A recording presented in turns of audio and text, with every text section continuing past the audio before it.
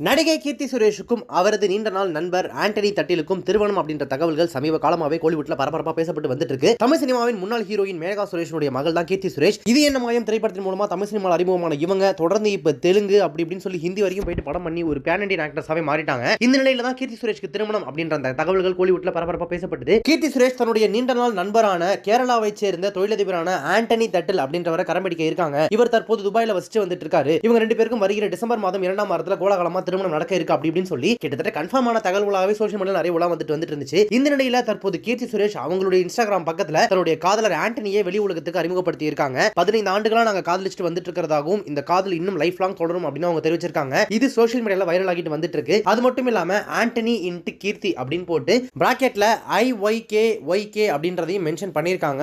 S, Keerthy Suresh அவங்களுடைய நீண்ட நாள் நண்பர் தான் திருமணம் பண்ணிக்க போறாங்க. ஆண்டனி தட்டிலுக்கும் அவங்களுக்கும் வருகிற டிசம்பர் மாதம் 2ஆம் வாரத்தில் திருமணம் நடக்க போறது கிட்டத்தட்ட உறுதி ஆயிடுச்சு. பீக்ல இருக்கும்போது கீர்த்தி சுரேஷ் தன்னுடைய நீண்ட நாள் நண்பரும் காதலருமான ஆண்டனி தட்டில கல்யாணம் பண்ணிக்க போறது இப்ப கோலிவுட்ல பரபரப்பா பேசப்பட்டு வந்துட்டு இருக்கு.